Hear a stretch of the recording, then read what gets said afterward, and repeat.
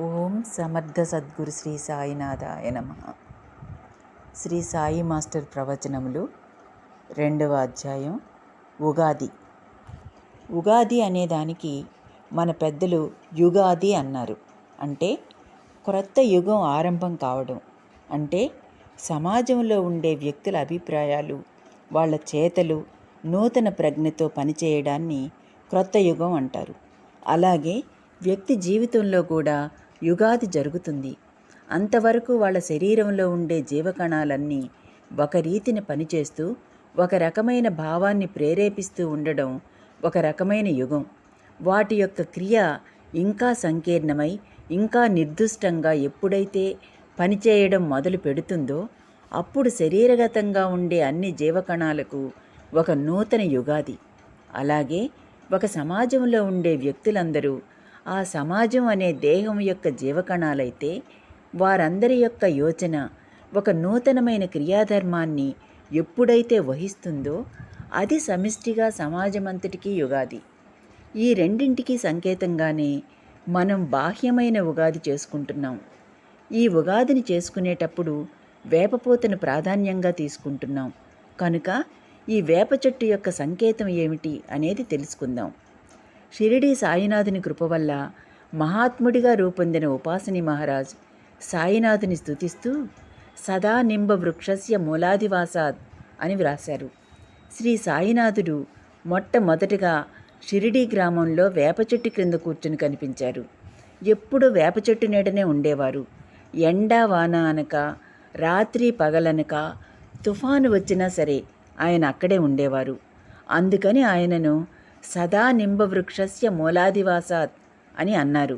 అయితే ఎప్పుడూ ఉండేదానికి నింబవృక్షాన్ని అంటే వేప చెట్టునే ఎందుకు ఎన్నుకున్నారు? దీనికి సంకేతమే ఈ మొత్తానికి అర్థం. వేప చెట్టుకు చేదు అనే ధర్మం ఉన్నది.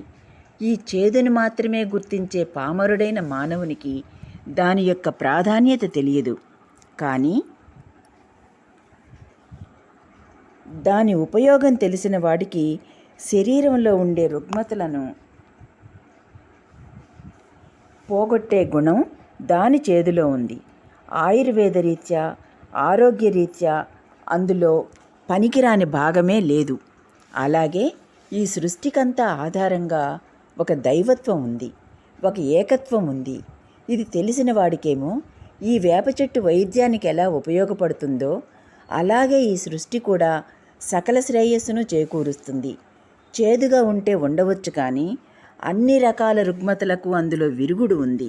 ఈ విషయం దానిని సక్రమంగా వినియోగించుకునేవాడికి మాత్రమే తెలుస్తుంది. అది తెలియని వాడికి ఎందుకూ పనికిరాదు. అలాగే సృష్టిలోని అన్ని రూపాలలో ఉన్న ఒక దైవత్వం మనను ఇలాగే కలుపుతుందని తెలుసుకున్నవాడు నానాత్వానికి మూలమైన ఏకత్వం యందు సాయి వలె వృక్షమూలంలో కూర్చుని ఉండగలడు. సృష్టి లేక కల్పమనే మహావృక్షం యొక్క మూలంలో ఆయన ఉన్నాడన్న సంగతి ఎవడైతే గుర్తుపెట్టుకుంటాడో వాడికి సకల జన్మవాసనలు పూర్వకర్మ వాసనలు నశించి వివేక వైరాగ్యాలనేటంటివి మనస్సులో కలిగి పరమార్థం చెందడానికి కారణమవుతుంది. ఆ చెట్టు మూలంలో కూర్చుని ఆయన దానిని కల్పవృక్షంగా చేశారట. చిత్రమేమంటే ఆయన ఏ కొమ్మ కిందనైతే కూర్చున్నారో ఆ కొమ్మ యొక్క ఆకులు చప్పగా ఉంటాయి. ఇటు తీపిగాను ఉండవు, అటు చేదుగాను ఉండవు. ఆ కొమ్మ ఆకులు మాత్రమే అలా ఉంటాయి. తీపేమో సుఖానికి సంతోషానికి పుణ్యానికి సంకేతం, చేదు పాపానికి దుఃఖానికి సంకేతం.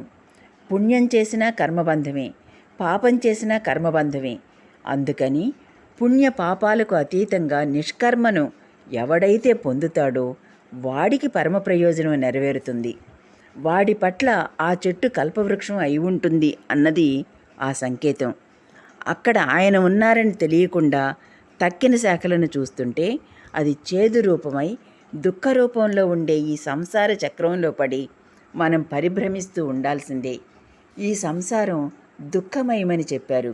సంసారం అంటే భార్యా పిల్లలనేది కాక సృష్టిలో కనిపించే నానాత్వమే సంసారం అని చెప్పారు. నేను వేరు నీవు వేరు అని అంటూ రాగము భయము అసూయ ద్వేషము అనేవి ఎందులో ఉంటాయో అట్టి భావాన్ని సంసారం అంటారు. దానివల్ల వేరు వేరనే భావం, ద్వేషం, మమకారం మొదలైనవి పెరుగుతూ పోతుంటాయి. కానీ వాటంతట అవి తరగడం అంటూ జరగదు. మమకారం తరగడం అంటూ ఏనాటికైనా జరిగితే ద్వేషంగా మారి తరగడం తప్ప ఇంకో రీతిని తటస్థంగా అవ్వదు. అలాగాక అన్ని రూపాలలోనూ ఒక్కటే ఉన్నదనే జ్ఞానం కలిగినప్పుడు దేనియందు దేనికి మమకారం ద్వేషాలు లయించి అన్నింటిలో నేనే ఉన్నాననే భావం కలగడమే ప్రేమ అంటే. అట్లా సర్వత్రా అన్నింటా తానే ఉన్నానని తెలిసిన వాడికి నానాత్వం గోచరించదు. కనుక సంసారం అనే వృక్షం కల్పవృక్షంగా తయారవుతుంది. వాడికి సకల శ్రేయస్సును గూర్చిన తలంపులు కలిగి ఆ ఆలోచనలనన్నింటినీ నెరవేర్చుకుంటూ సకల సృష్టికి తనకు శ్రేయస్సు చేకూర్చుకుంటూ పోతుంది వాడి జీవితం. ఇది ఈ నానాత్వం అనే దుఃఖమయమైన ఆ వేప చెట్టు మూలంలో సర్వమో తానే అయినవాడు కూర్చుని ఉన్నాడన్న సంగతి గుర్తించినప్పుడు కలుగుతుంది. ఆయన దృష్టి వల్లనే ఈ సృష్టి మొత్తం కల్పవృక్షంగా మారుతుంది. ఏ సమాజంలో అయితే ఈ సత్యాన్ని గుర్తిస్తారో దానికి యుగారంభం గనుక ఆ పచ్చడి తీసుకోవడం దానికి సంకేతం అన్నమాట. కాబట్టి దీనిలో ఉండే ఈ సంకేతాన్ని అనుసరించి సహజంగా మనలో ఉండే నానాత్వభావం తొలగించుకుంటూ అందరిలో ఒక్కడే ఉన్నాడన్న భావం పెంపొందించుకుంటూ రావాలి. ఇది అన్నింటికంటే కష్టమైనది. ఎందుకంటే పుట్టినప్పటి నుంచి అన్నింటినీ చూస్తున్నాం, కానీ అన్నింటిలో ఉన్న ఏకత్వాన్ని గమనించనూ లేదు, ఎవరికి అనుభవంలోనికి రానూ లేదు. అందుకే ఇది అన్నింటికంటే చాలా కష్టమన్నమాట. అందరిలోనూ సాయినాథుడే ఉన్నాడని ప్రయత్నం చేసినా తక్కిన వాళ్ళు మన పట్ల చేసే పనుల వల్ల ఈ భావం చెదురుతూ ఉంటుంది. ఎదుటివాడిలో నేను బాబాను చూడడానికి ప్రయత్నిస్తుంటే వాడు అహంకరించి నన్ను తోలనాడాడే అంటుంది మనస్సు. దీనికి సాయి చెప్పారు, వారి గురువు వారిని 2 పైసలు దక్షిణ అడిగారని. అదేంటంటే 1 నిష్ఠ, 2 సబూరి. అన్ని రూపాలలో ఆయనే ఉన్నాడు, అన్ని రూపాల్లో ఆయన కార్యాన్నే నిర్వహించుకుంటున్నాడు అని. చివరకు తన రూపాన్ని కూడా అందులో సమన్వయం చేసుకోవడాన్ని, ఆ దృష్టిలో నిలిచి ఉండడాన్ని నిష్ఠ అంటారు. అట్లా నిలిచి ఉండడానికి ఓరిమి కావలసి వస్తుంది. అవతలవాడు మన పట్ల చెడుగా ప్రవర్తిస్తున్నా కూడా ఆ రూపంలో కూడా ఆయన మనకు ఓరిమి నేర్పించడానికి అలా జరుగుతున్నదని అనిపిస్తుంది. ఆ విషయాన్ని గుర్తించినప్పుడు అక్కడ ఆ ప్రయోజనం మాత్రం నెరవేరుతుంది.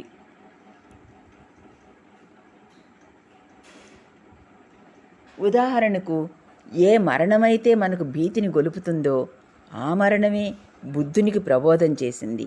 ఏదో ఒక రోజున మరణం తప్పదు కదా అని మనకు కూడా తాత్కాలిక వైరాగ్యం వస్తుంది. అట్టి శ్మశాన వైరాగ్యం ఆత్మీయులు చనిపోయినప్పుడు ప్రతి వారికి వస్తుంది. కారణం, అంతరాంతరాళాలలో నా పరిస్థితి కూడా ఒకనాటికి ఇంతే గదా అని మనసుకు వస్తుంది. ఇన్ని ఆశలు పెట్టుకుంటున్నాం గదా, వీటిని ఎప్పుడు వదిలిపెడతాను అనిపిస్తుంది. కానీ దానికంటే బలీయంగా పోయిన వాడి మీద దుఃఖం, ఈ భయం రెండూ ఎక్కువ అవుతాయి. అట్లాగాక ఇది ఏమిటన్న ప్రశ్నగా పరిణమించి ఇక్కడ మరణించేదేమీ లేదని, ఎప్పుడూ నిత్యంగా ఉండే దేవుడున్నాడన్న జ్ఞానం పొందేదాకా బుద్ధుణ్ణి తీసుకుపోయింది. అలాగే సర్వత్రా తన గురువును చూడగలిగిన వాడికి తనతో ఎవరు ఏ రీతిన వ్యవహరించినా కూడా ఆ రూపంలో తన గురువే అలా వ్యవహరించాడని తెలిసి పూర్ణ ఆత్మజ్ఞానం కలిగే వరకు జీవితమే వాడికి గురువై నడిపిస్తుంది. ఇది తెలియని వాడికి ఇంకా రాగద్వేష భయాలలోకి త్రోసి ఇంకా అధోగతికి దిగజారుస్తుంది. అందుకనే భగవద్గీతలో కృష్ణుడు ఈ జగత్తు అందరికీ భగవంతుని సృష్టిని మరిపింపచేస్తుంది అని చెప్పాడు. కానీ అవధూతకు 24 గురువుల రూపంలో ప్రబోధం చేస్తుంది అని చెప్పాడు. ఒకసారి యదుమహారాజు వేటకు వెళ్ళాడు. అక్కడ అడవిలో ధూళిలో పడుకొని ఉన్న దృఢకాయుణ్ణి చూసి ఎందుకిలా అడవిలో ఉన్నారని అడిగితే అతడు తాను ఈ సృష్టిలోని 24 మంది గురువుల నుండి జ్ఞానమార్జించానని, అందుకే ఇలా ఉన్నానని చెప్పాడు. కాబట్టి ఆయనకు గురువు కానిదేదీ లేదు. ఆయనకు పంచభూతాలు గురువే. అవే పంచభూతాలు సృష్టికి ప్రతి సృష్టి చేసిన విశ్వామిత్రుణ్ణి తలక్రిందులు చేశాయి. ఈ సృష్టి ఈ విధంగా పడవేయనగలదు, ఆ విధంగా ఉద్ధరించనగలదు. సర్వంలోనూ గురువును చూశావంటే నీకు గురువుకు భేదం లేకుండా నీవు గురురూపమైన దానిలో నిమగ్నమవుతావు. లేకపోతే నానాత్వంలో దుఃఖంలో కొట్టుకుంటావు. ఏ తపస్సు అయితే చేస్తావో ఆ తపస్సును కించపరిచేవారు వచ్చినప్పుడు, అవురా నా తపస్సును కించపరుస్తావా అని మరలా మొదటికి వస్తావు అన్నాడు కృష్ణుడు. అందుకని గురువే బ్రహ్మం, ఆ గురువే భ్రమ మాయ కూడా. ఈ జగత్తే బ్రహ్మం, ఈ జగత్తే మాయ, ఈ జగత్తే గురువు, ఈ జగత్తే మన పాలిటి రాక్షసుడు. అలాగే మనస్సే మన పట్ల గురువు, మనస్సే మన పట్ల రాక్షసుడు. నానాత్వం వైపు రాగద్వేషాలు కలుగజేసేది అదే, జ్ఞానాన్నిచ్చి సంతోషాన్నిచ్చేది అదే. అందుకని అందరిలో ఆయన ఉన్నాడని గుర్తుపెట్టుకోవడంలో ఎప్పుడైనా అవతలి వాడి నుండి కాస్త విరుద్ధంగా ఉన్న ప్రవర్తన వచ్చినప్పటికీ మనకు ఓరిమి నేర్పడం కోసం బాబానే మన కోసం ఈ రూపంలో వస్తున్నారని మనకు గుర్తుంటుంది. అప్పుడు ఈ జగత్తు రూపంలో గురువే వచ్చి తర్ఫీదునిచ్చి మనలను తప్పకుండా కృతార్థులను చేస్తారు. చివరకు ఎంత దాకానంటే జవహర్ అలీలో కూడా బాబా తన గురువునే చూసుకునేంతవరకు. రహటాలో జవహర్ అలీ అనే ముస్లిం ఒకడు ఉండేవాడు. తన మాటకారితనంతో అక్కడ ప్రజలను బాగా ఆకట్టుకుని ముస్లింలకు ఒక ప్రార్థనా స్థలం కట్టించసాగాడు. ఆ విషయంలో వివాదాలు చెలరేగి ప్రజలు ఇతనిని వెళ్ళగొడితే షిరిడీ వచ్చి తలదాచుకున్నాడు.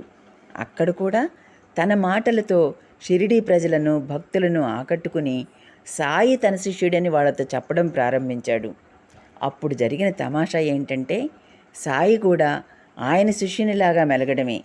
వినయ విధేయతలతో మసలుకునేవారన్నమాట. అతను అంతటితో ఆగక సాయిని కూడా తీసుకుని మళ్ళీ రహతా వెళ్ళి అక్కడే ఉండసాగాడు.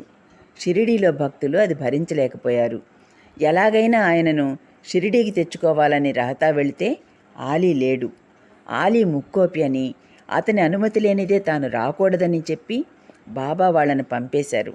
కానీ వాళ్ళు ఆలీ వచ్చే వరకు ఆగి ఎలాగో ఆలీని ఒప్పించి ఇద్దరినీ షిరిడీ తీసుకొచ్చారు. కానీ వాళ్లకు ఆలీ ప్రవర్తన ఏమాత్రం నచ్చలేదు. అందరూ ఆలోచించి వయస్సులో చిన్నవాడైన దేవీదాసుకు వృద్ధుడైన ఆలీకి వేదాంత చర్చ ఏర్పాటు చేశారు. కానీ దేవీదాస్ ముందు ఆలీ ఓడిపోయాడు. ఆ పరాభవం భరించలేక అతడు షిరిడీ విడిచి వెళ్ళిపోయాడు. తర్వాత అతను పరివర్తన చెంది మళ్ళీ వచ్చి పశ్చాత్తాపంతో సాయి కాళ్ళు పట్టుకున్నాడు. కానీ బాబా మాత్రం ఎప్పుడూ అతని పట్ల ప్రేమగానే వ్యవహరించారు. ఎందుకలా జరిగిందంటే మొత్తం జగత్తు రూపంలో బాబా తమ గురువునే చూసుకుంటున్నారు. తమ గురువుకు నిష్ఠా సబూరీలనే 2 పైసలు దక్షిణగా సమర్పించారు. అన్ని రూపాలలోనూ తమ గురుదేవుడే ఉన్నాడనే దృష్టిలో ఉన్నారు. అప్పుడేం జరుగుతుందంటే అంతటా ఉన్న ఆ గురువే అక్కడేదన్నా మార్పు రావాలంటే అట్టి మార్పును ఆయనే చేసుకుంటారు. ఇందుకు ఉదాహరణగా బాబా చరిత్రలో మరొక సంఘటన కూడా ఉంది. బాబాను సకల దేవతా స్వరూపుడని భక్తులందరూ కొలుస్తున్నారు. షిరిడీలోని నానావల్లి అనే ఒక పహిల్వాను ఉండేవాడు. సాధువే గాని తిక్కతిక్కగా ప్రవర్తించేవాడు. బాబాని ఇంతమంది పూజిస్తున్నారు కదా, ఈయన భావం ఎలా ఉందో పరీక్షిద్దామనుకున్నాడు. భక్తులందరూ ఆయనను సేవిస్తుండగా వచ్చి, లే ఆసనం మీద నుంచి నేను కూర్చోవాలి అన్నాడు. బాబా మెదలకుండా వెంటనే లేచి కింద కూర్చున్నారు.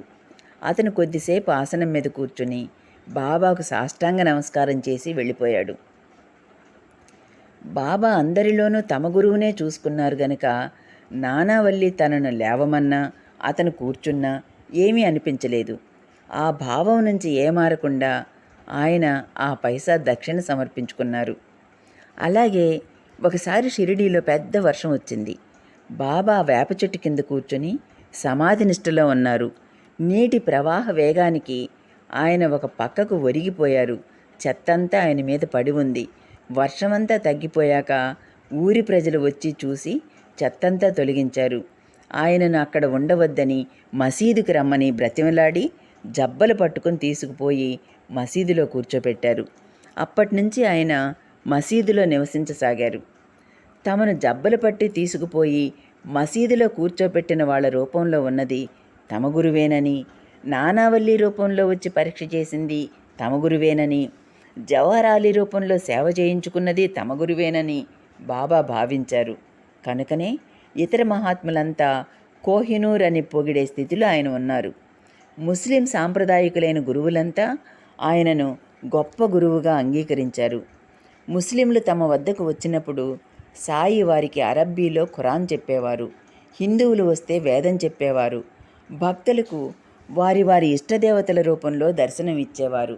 హిందువులంతా ఆయనను దత్తాత్రేయుల అవతారంగా కొలిచేవారు. ఇంతా చేస్తే ఆయన భిక్ష చేసుకుని జీవించేవారు.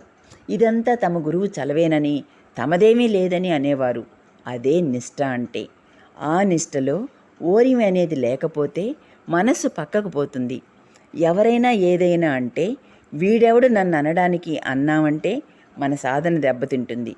కానీ లౌకికంగా ఏమీ కాకపోవచ్చు. పూర్వజన్మ ప్రకారం ఎవరెవరికి ఏమేమి ఇవ్వాలో పుచ్చుకోవాలో ఆ ప్రకారమే జరుగుతుంది. అందుకని మన మనస్సు అందరిలో తన గురువును చూసి ఓర్పు వహించిందంటే ఒడ్డుకొచ్చి బయటపడుతుంది. లేకపోతే నది లోపలకు లాగేస్తుంది. ఈ సృష్టి అనేది మహాప్రవాహం లాంటిది. వరద నీరొచ్చినప్పుడు మొత్తం కొట్టుకుపోతుంది. అందులో ఒక పెద్ద తాడు కూడా కొట్టుకుపోతున్నది. ఆ తాడు ఒక పెద్ద వృక్షం యొక్క మానుకు తగులుకున్నదనుకోండి, చెట్టుకు చుట్టుకున్నది గనుక అది కొట్టుకుపోదు.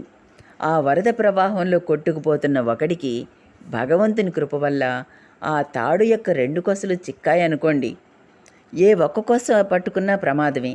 ఎందుకంటే ఒక కొస పట్టుకుంటే నీటి ప్రవాహ వేగానికి 2వ కొస జారిపోతుంది. అందుకని 2 కొసలు కలిపి పట్టుకోవాలి. నిష్ఠ, సబూరీలనే 2 కొసలు పట్టుకున్న అతడు నీటి పారుదలకు ఒడ్డుకు వచ్చి పడతాడు. అదే బయటపడేస్తుంది. అది పట్టుకోకుండా ఉన్నవాడు ప్రవాహంలో కొట్టుకుపోతాడు. ఒకటి పట్టుకోవడానికి ప్రయత్నించినా జారిపోతుంది. అలాగే నిష్టను నిలుపుకోవడానికి ప్రయత్నించినా ఊరిమి లేకపోతే నిష్ట కూడా పోతుంది. అందుకని నిష్ట లేకపోతే సబూరీ లేదు, సబూరీ లేక నిష్ట లేదు. ఈ 2 పట్టుకున్నవాడు ఒడ్డుకుపోయి జారుతాడు. ఆ 2 పైసలు కలిగి ఉండడాన్నే వృక్షమూలంలో బాబా ఉన్నారని తెలుసుకోవడం అన్నమాట. అంటే మనమందరం పరస్పరం ఒకరి రూపాల్లో ఒకరు ఆయనే, ఆ బాబానే ఉన్నారని గుర్తుపెట్టుకోవడం అన్నమాట. ఇది గుర్తుపెట్టుకోవడానికి సృష్టికి భగవంతుడికి ఉన్న సంబంధం గుర్తుపెట్టుకుంటే సరిపోతుంది. ఇంకా సూక్ష్మంగా చెప్పాలంటే మనస్సులో ఉత్పన్నమయ్యే ఊహల రూపాలకు ఎటువంటి సంబంధం ఉన్నదో అట్టి సంబంధమే అన్ని రూపాలలో ఉన్న భగవంతునకు, అన్ని రూపాలు ధరించిన జగత్తుకు ఉన్నదన్నమాట. ఊహలలో ఎన్ని రకాల ఆకారాలున్నా సరే, ఆ ఊహలలో ఒకే మనసు ఎట్లాగైతే ఉన్నదో ఈ సృష్టిలో ఎన్ని రూపాలు కనిపించినా సరే వాటన్నింటిలోనూ ఏకత్వం గల భగవత్ చైతన్యం ఒక్కటే ఉంది. ఆ ఒక్కటి ఏదైతే ఉన్నదో అదే గురువంటే. అందుకని అదే తాను అని ఎవరైతే నిరూపించారో అట్టి సాయినాథుని గుర్తుపెట్టుకున్నప్పుడు మన మనస్సు నిలుస్తుంది. అట్లా మనస్సును నిలుపుకుంటూ అందరి రూపాలలో ఆయననే చూసుకుంటూ, ఏ మహా చైతన్యంలో అయితే మనకు కనిపించే నానా రూపాలు ఊహలుగా ఉన్నాయో అన్ని రూపాలలోనూ అదే ఉన్నదని గుర్తుపెట్టుకున్నప్పుడు అదే కల్పవృక్షం. అంటే ఈ సృష్టే కల్పవృక్షం. దానితో ఐక్యత కుదిరిన తర్వాత మన మనస్సులో వచ్చే ప్రతి పవిత్ర సంకల్పమును చదరంగపు ఆటలాగా దానికై అదే సాగడం చూస్తామన్నమాట. ఎప్పుడైతే మనలో పవిత్రత లోపిస్తుందో అప్పటినుంచి మన పతనం మొదలవుతుందన్నమాట. ఈ ప్రవాహంలో ఒక గొప్ప విషయం ఉన్నది. ఈ శరీరంలో ఉండే జీవకణాలన్నీ కలిసి ఒక శరీరంగా పనిచేయడంలో వాటి గొప్పతనం ఉన్నది. అలా పనిచేయడం మానేసినప్పుడు ఏ పదార్థానికి ఆ పదార్థం నిర్జీవమై శవమై పడిపోతుంది. అలానే ఈ సమాజంలోని వ్యక్తులు ఎవరికి వారు వేరనే భావం ఉన్నప్పుడు ఆ సమాజం నాశనమైపోతుంది. అలాగాక అన్ని రూపాలలోనూ ఉన్నది ఒక్కటేనని గుర్తుపెట్టుకుని పోతున్నప్పుడు ఈ సమాజం ఎప్పుడూ బాగుంటుంది. అందుకని ఈ సమాజాన్ని భగవంతుని యొక్క రూపంగా చూసి అందులో ఉన్న వ్యక్తులందరినీ శరీరంలో ఉండే జీవకణాలుగా, వీళ్ళందరి రూపంలో తన కార్యం నిర్వర్తించుకుంటూ ఉన్న ఆ ఒక్కదాని మీద దృష్టి ఉంచుకుంటూ ఉన్నప్పుడు వాడు ఆ మహత్తర చైతన్య రూపమే అవుతాడు. అప్పుడు అట్టివాడు ఎవరిని తాకినా తనను తాను తాకినట్లే, ఆ భగవంతుని తాకినట్లే. ఈ ఐక్యత కలిగి ఉండడంతో ఆ సహకారం ఉంది. ఈ ఐక్యత లేకపోవడంలో అంతటి వినాశం ఉంది. ఈ ఐక్యతతో శరీరం ఎప్పుడైతే పనిచేస్తుందో అప్పుడు ఆ శరీరంలో ఉండే జీవకణాలు కొన్ని వాటి పని అయిపోయిన తర్వాత నశించిపోయినప్పటికీ ఆ శరీరంలో జరిగే ఏ క్రియ చెడదు. ఎందుకంటే ఆ కణాలు నశించిపోయే లోపల ఆ స్థానంలో కొత్త కణాలను కూర్చిపోతాయి. అందుకని పని మాత్రం నిశ్చయంగా కొనసాగుతుంది. ఎలాగంటే మర్రి వృక్షం మొలిచింది, దానికి పెద్ద పెద్ద కొమ్మలు వచ్చాయి. ఆ పెద్ద కొమ్మలు విరిగి పడిపోతాయనుకున్నప్పుడు వాటి కొమ్మల నుండి ఊడలు పుట్టుకొస్తాయి. తర్వాత అవి క్రిందకు దిగి నేలలోకి చొచ్చుకొని పోయి ఒక్కొక్కటి ఒక్కొక్క మానుగా తయారవుతాయి. అలా చెట్టు ఎంతకాలం జీవిస్తుందంటే మొదటి మూలం నశించిపోయినప్పటికీ అది కొనసాగుతూనే ఉంటుంది. అలాగే ఈ సృష్టిలో ఈ సాంప్రదాయం కొనసాగుతూ ఇంకా ఇంకా మహనీయుల రూపాలు ధరిస్తూ సృష్టి యొక్క ఏకత్వం వైపుకు కొనసాగుతూ ఉంటుంది. దానినే గురు సాంప్రదాయం అని అంటారు. అది ఎల్లప్పుడూ సమాజానికి శ్రేయస్సు చేకూరుస్తుంది. అందుకని ఈ విషయంలో దేవతలను ఆశ్రయించే వారికి, సద్గురువును ఆశ్రయించిన వారికి తేడా వస్తుంది. దేవతలను ఆశ్రయించుకునేవాడు ఎలాంటి వాడంటే ఏ జీవకణానికి ఆ జీవకణం తనకు కావలసిన వాటిని జాగ్రత్త చేసుకుంటూ మిగతా వాటిని వదులుకుంటూ ఉన్న జీవకణం లాంటి వాడన్నమాట. సద్గురువును ఆశ్రయించిన వాడు ఎట్లాంటి వాడంటే శరీరంలో ఉండే అన్ని జీవకణాలను సామరస్యంగా పనిచేయించేదాన్ని ఆశ్రయించిన వాడన్నమాట. గురువు సకల దేవతా స్వరూపుడని అన్నారు. ఏ దేవతలను స్తోత్రం చేయమని శాస్త్రాలు చెప్పి ఉన్నాయో ఆ శాస్త్రాలే గురువే సాక్షాత్తు బ్రహ్మ విష్ణు మహేశ్వరుడని చెప్పాయి. ఆయన యోగులకు ఋషులకు మాత్రమే నిరాకారతత్వంలో దర్శనమిస్తాడు. మామూలు వాళ్ల కోసం మహనీయుల రూపంలో భూమి మీద సంచరిస్తుంటాడు.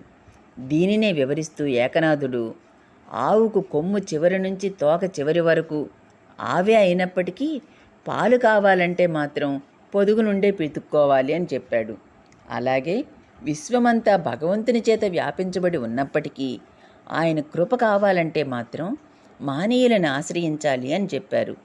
ఇది సత్యం అని చెప్పడానికి భగవద్గీతలో శ్రీకృష్ణుడు అనేకాలైన తత్వాలు వివరించినప్పటికీ అది మాత్రమే చాలదన్నట్లు తద్విద్ది ప్రణిపాతేన పరిప్రశ్నేన సేవయా అని కూడా చెప్పాడు. నేను చెప్పిన దానికి ఇది సరిపోతుంది, నీకు ముక్తినిస్తుంది అని ఆయన చెప్పలేదు. నీవు తెలుసుకోదలుచుకుంటే తత్వద్రష్టులైన బ్రహ్మజ్ఞానుల దగ్గరకు వెళ్ళి పరిప్రశ్న చేసి సేవ చేసి వాళ్ళ దగ్గర ఈ జ్ఞానాన్ని పొందవలసింది అని చెప్పాడు. అదెంత ఆవశ్యకమో తెలుపడానికి ఆయనే ఆచరించి చూపాడు. ఎవడైతే తాను జన్మించకముందే తల్లిదండ్రులకు తన అవతారాన్ని చూపించాడో, ఎవడైతే చతుర్దశ భువనాలను తన నోట్లో చూపించాడో, ఎటువంటి యోగ సాధన లేకుండానే రాక్షసులను సంహరించాడో అటువంటి కృష్ణుడు 12 సంవత్సరాల పాటు గురువు వద్ద యోగాభ్యాసం చేసి ఎందుకు వచ్చాడంటే మనమందరం తప్పనిసరిగా ఆ విధంగా చేయాలని చెప్పడానికి. రాముని రూపంలో వచ్చినప్పుడు కూడా విశ్వామిత్రాదుల వద్ద సేవ చేశారు. అలాగే మహనీయుల రూపంలో వచ్చిన షిరిడీ సాయినాథుడు కూడా గురువును సేవించి ఇదంతా నా గురువు చలవే అని చెప్పారు. అందుకని గురువుకు నమస్కరించిన వాడు సర్వదేవతలకు నమస్కరించినట్లేనని చెప్పారు. ధర్మశాస్త్రాల్లో కూడా ఫలానా పాపానికి ఫలానా ప్రాయశ్చిత్తం అని చెప్పుకుంటూ వచ్చి సకల పాపాలకు ప్రాయశ్చిత్తం తను మన ధనాలతో సద్గురువుని సేవించడమేనని చెప్పారు. సద్గురువుకు అంకితమైపోతే సర్వపాపాలన్నీ క్షాళనమైపోతాయని చెప్పారు. ఆ సద్గురు సేవ ఎట్లాగంటే నిష్ఠా సబూరీలు కలిగి ఉండడమే. ఆ భావన మనం ఎప్పుడైతే ధరిస్తామో అప్పుడు ఈ శరీరమైన బ్రహ్మాండానికి ఒక యుగ ఆది అంటే యుగాది. అటువంటి మనందరి సమిష్టి జీవితంలో కూడా ఒక యుగాది అవుతుంది. సాయి సర్వదేవతలుగా ఎందుకు నిరూపణ ఇచ్చారంటే, మరే వేదాంతం మనకు తెలియకపోయినా సరే ఈ చరిత్ర పారాయణ చేసుకుంటూ ఈ భావాన్ని రంగరించి మనస్సులో నిలుపుకోవడం ద్వారా మన ప్రవర్తనను మార్చుకొనడం మొదలు పెడతాం. అప్పుడు మన జీవితం ఒక గాడిలోకి వస్తుంది. ఏ ధర్మశాస్త్రాల్లో చెప్పిన వాటిని ఆచరించడానికి వీలు పడక ఫలితం పొందలేక విఫలమవుతున్నామో అది దానికై అదే ఆచరణకు వస్తుంది. అందుకని సద్గురువు యొక్క సేవ ఆవశ్యకమని కృష్ణుడు, రాముడు కూడా తమ ఆచరణ ద్వారా చెప్పారు. సర్వశాస్త్రాలు, ఉపనిషత్తులు, నిష్కామ కర్మ, ఉపాసన అయిన తర్వాత సమిత్పాణి అయి శ్రోత్రియుడు, బ్రహ్మనిష్ఠుడు అయిన గురువును ఆశ్రయించవలసిందని శృతులు, ఉపనిషత్తులు కూడా చెబుతున్నాయి. ఋషి సాంప్రదాయమంతా గురు శుశ్రూష, తర్వాత వేదాధ్యయనం, తర్వాత బ్రహ్మజ్ఞానం బోధింపబడడం అని చెప్పబడి ఉంది. అన్ని మతాలలోనూ అదే సాంప్రదాయం చెప్పబడి ఉన్నది. అందుకని సద్గురు సేవ ఈ జగత్తు అంతటిలోనూ ఒక్కటే ఉన్నదన్న సత్యాన్ని చెబుతుంది. కనుక మనకు తరుణోపాయం సద్గురు సేవ వల్ల సులభంగా దొరుకుతుంది.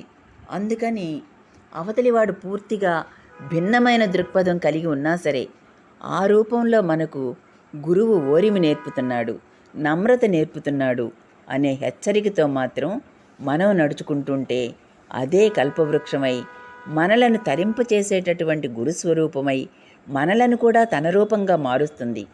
కనుక ఇప్పటి నుండి ఈ విషయాన్ని బాగా గుర్తుపెట్టుకొని సాయి చరిత్రను పారాయణ చేసుకోవడం, అందరిలోనూ బాబాను చూసుకోవడం కొనసాగించుకోవడానికి మన శరీరంలోనూ సమాజంలోనూ నవయుగ ఆది ప్రారంభం కావాలని మీ అందరిలో ఉన్న సాయికి నమస్కరిస్తున్నాను. 2వ అధ్యాయం సమాప్తం. ఓం సాయిరామ్.